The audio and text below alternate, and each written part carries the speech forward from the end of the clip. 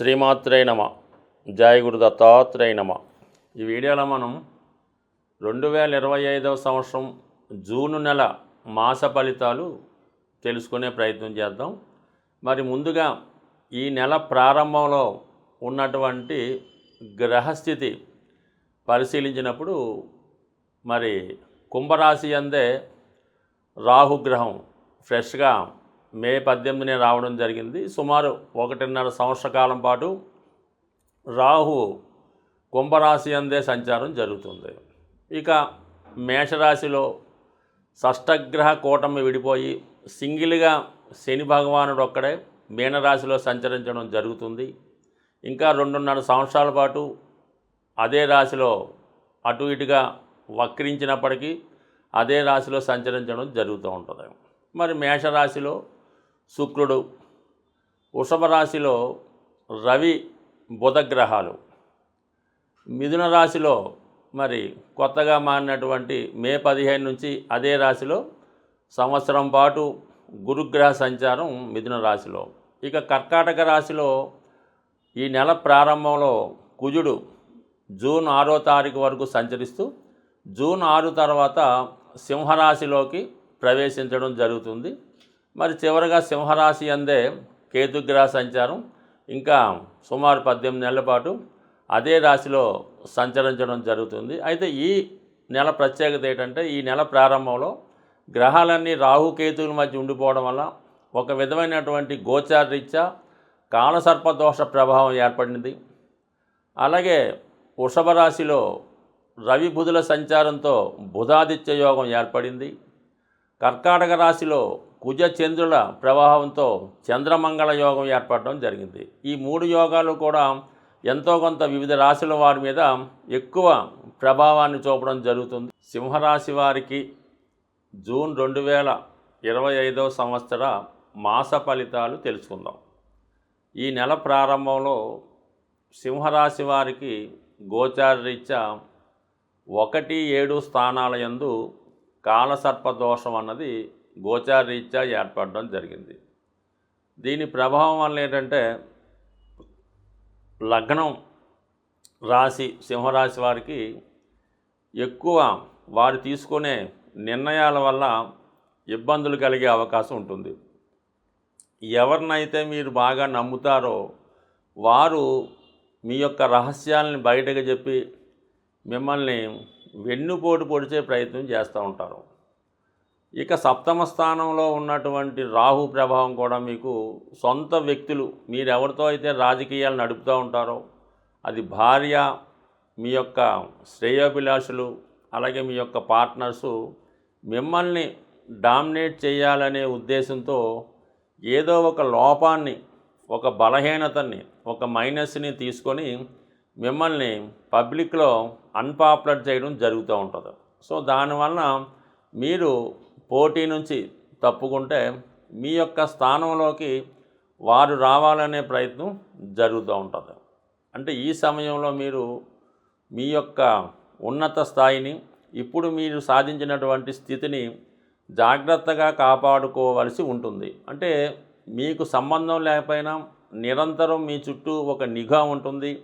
మీరేం చేస్తున్నారు, ఎక్కడికి వెళ్తున్నారు, ఎవరితో ఎఫ్ఐఆర్ పెట్టుకున్నారో, ఏ బార్కి వెళ్తున్నారో లేదంటే ఎక్కడికి వెళ్తారో తెలుసుకొని అదంతా కూడా వీడియో లాంటివి తీసి ప్రొజెక్ట్ చేసే అవకాశం ఉంది. కాబట్టి చాలా వరకు అప్రమత్తంగా ఉండడం మంచిది. ఇక వ్యయస్థానంలో ఏర్పడినటువంటి చంద్రమంగళ యోగం, సింహరాశి వారికి కుజుడు యోగకారకుడు, చతుర్థ భాగ్యాధిపతిగా వ్యయస్థానంలో వ్యయాధిపతిగా ఉండడం వల్ల ఇది కొంతమందికి దూర ప్రాంత ప్రయాణాలు, పుణ్యక్షేత్రాలు దర్శించడం కలుగుతూ ఉంటుంది. ఎక్కువగా స్థిరాస్తి అమ్మాలనే మీ ప్రయత్నం తప్పకుండా నెరవేరుతుంది. అలాగే మీకు పెద్దవారి ద్వారా, తల్లిగారి ద్వారా వచ్చినటువంటి ఆస్తి ఈ సమయంలో విక్రయించడం కొంత ఇబ్బంది కలిగినప్పటికి కూడా కంపల్సరీగా కొంత ఆస్తి విక్రయించడం, దాని ద్వారా వచ్చిన ధనం వేరే చోట ఇన్వెస్ట్ చేసే అవకాశం కూడా ఉంటుంది. మొత్తం మీద ఒక ఆస్తి చేజారుతుంది. ఒక ఆత్మీయ మిత్రుడు మీకు ద్రోహం చేసే అవకాశం ఉంది. ఈ సమయంలో మీకు రక్త సంబంధీకులు కూడా మీకు ఇబ్బంది పెట్టే అవకాశం ఉంది. ఏదైనా ఎవరికి ఇవ్వవలసింది వారికి ఇస్తేనే మీ యొక్క సమస్యకి పరిష్కారం జరుగుతూ ఉంటుంది. సో ఇక మనకి ముఖ్యంగా రాస్యాధిపతిగా ఉన్నటువంటి రవి ధనాధిపతితో కలిసి దశమ స్థానంలో సంచరించడం జరుగుతుంది. ఇది విద్యార్థులకి, నిరుద్యోగులకి గొప్ప ఉపాధి అవకాశాలు కల్పించే అవకాశం ఉంది. సో మీరు ఏదైనా ప్రభుత్వ ఉద్యోగం కొరకు, పదవి కొరకు ప్రయత్నం చేస్తుంటే ఈ సమయంలో ప్రభుత్వ పదవి మీకు వచ్చే అవకాశం ఉంది. అయితే దానికి ఊరిక గౌరవప్రదమైనటువంటి హోదా పదవి కాకుండా ఏదో ఒక జీతం, ఒక వేతనం ఉండే అవకాశం ఉంది. అంటే ఇక్కడ దశమ స్థానంలో ఏర్పడినటువంటి బుధాదిత్య యోగం కంపల్సరిగా నిరుద్యోగులకి ఉపాధి అవకాశాలు కల్పిస్తుంది.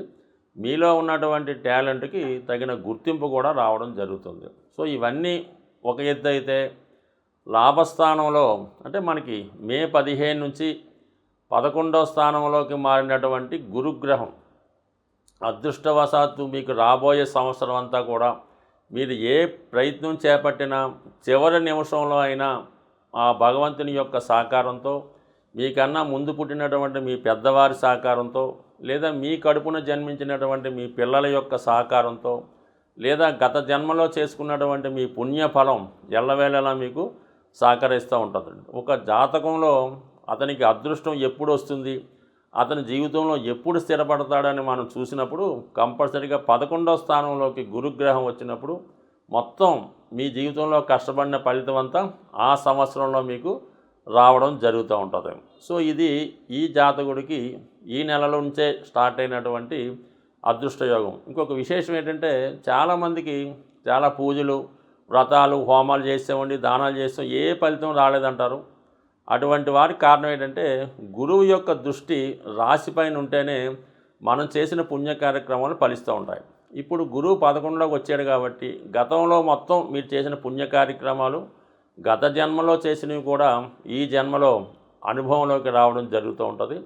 ఎటువంటి పెద్ద సమస్య అయినా చిన్న పరిష్కారంతో మీకు పూర్తిగా విజయం లభిస్తుంది. ఎంత సమస్య వచ్చినా ఏం భయపడకుండా ధైర్యంగా నిలబడితే మీ సమస్యను మీరే సాల్వ్గా చేసుకోగలరు. అయితే అష్టమ శని ప్రభావం వల్ల కొన్ని అపవాదులు, నిందలు రావచ్చు. గతంలో జరిగిన వాటికి ఇప్పుడు పనిష్మెంట్ వచ్చే అవకాశం ఉంది కాబట్టి ఈ విషయంలో కొంత జాగ్రత్తగా ఉంటే మంచిది. అన్ని సమస్యలకి మూలం ధనం. అందుకే ధనం మూలం మిథం జగత్ అన్నారు. ధనం ఖర్చు పెట్టడం అన్నది చాలా సులభం, సంపాదించడం అన్నది చాలా కష్టం. అయితే ఈ ధనం సంపాదించడానికి ఒక సులువైనటువంటి మార్గాన్ని తెలియజేయడం జరుగుతూ ఉంటుంది. అది మీకు ఈ నెల ఫలితాల్లో ఈ అద్భుతమైనటువంటి ధనయోగాన్ని కలిగించే రెమెడీ మీకు చెప్పడం జరుగుతూ ఉంటుంది. ఇది కొంతవరకు మీరు చేయవలసిందల్లా ధనానికి అధిదేవత అయినటువంటి లక్ష్మీ అమ్మవారికి ఇష్టమైనటువంటి రోజు శుక్రవారం. ఈ శుక్రవారం రోజు మీరు ఏం చేయాలంటే ఒక మట్టితో తయారు చేసినటువంటి ఒక జాడీ అనొచ్చు, డబ్బులు దాచుకునే డిబ్బీ కూడా అనొచ్చు.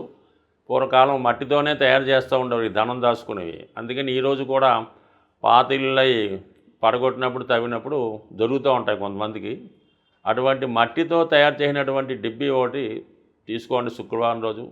దాన్ని శుభ్రంగా మంచినీళ్ళతో శుభ్రం కడిగేసి పసుపుతో దాన్ని రాసి ఒక మూల పెట్టుకొని ప్రతి శుక్రవారం కూడా 6వ సంఖ్య వచ్చేలాగా ధనం అందులో వేయాలి. 6 రూపాయల, 60 రూపాయల, 600, మీకు ఇంకా ఓపుకుంటే 6000 అన్నది ప్రతి శుక్రవారం అందులో డ్రాప్ చేయవలసి ఉంటుంది. అందులో వేయాలన్నమాట.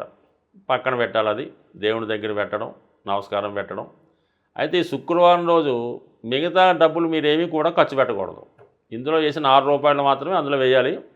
మిగతాదంతా కూడా ఆ రోజు ఏ ఒక్క రూపాయి కూడా మీ ఇంటి నుంచి బయటికి వెళ్ళకూడదు. అలాగని ఫోన్పేలు, గూగుల్ పేలు చేయకూడదు. ఆ నియమం మీరు పాటించి ఈ శుక్రవారం మనీ వెళ్లకుండా ఉంటూ ప్రతి శుక్రవారం వీలైతే ఇంక పెంచుకుంటూ వెళ్ళిపోండి. దాని తర్వాత ఒక సంవత్సరానికో ఎంతో దాన్ని ఓపెన్ చేసి దాంతో ఏదన్నా ఈ వరలక్ష్మి వ్రతంకి ఎప్పుడైనా తీసుకోవచ్చు. గోల్డ్ ఏదన్నా కొని అది అమ్మవారి పూజకి ఉపయోగపడేలాగా ఇది బంగారు పుష్పాలు, ఓ బంగారం కిరీటమో, లేదంటే బంగారంతో చేసినటువంటిది ఏదైనా ప్లేటు ప్రసాదం పెట్టడానికో గ్లాసో కొని అమ్మవారి దగ్గరే పెడతా ఉండండి. ఇలా మీరు చేసుకుంటూ పోతే మీరు ₹6 సేవింగ్ మొదలెడితే అది మీరు వారానికి 6 లక్షల దాకా తీసుకెళ్ళినా కూడా మీరు ఆశ్చర్యపడక్కర్లేదు, అవుతుంది. దాంతో మీరు చేయవలసిందల్లా ఈ గోల్డ్ కొని ఇది అమ్మవారికి ఏదో వస్తువు కొని పెట్టడం.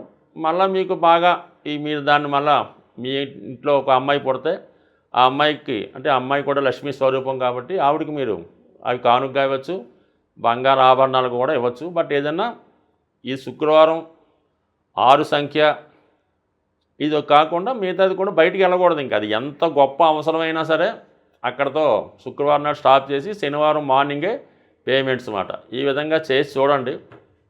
ఇంచుమించుగా నాకు తెలిసి ఈస్ట్ గోదావరి జిల్లాలో అపర కుబేరులు ఉన్నారు, వాళ్ళంతా కూడా ఈ నియమాన్నే పాటిస్తున్నారు. స్వస్తి.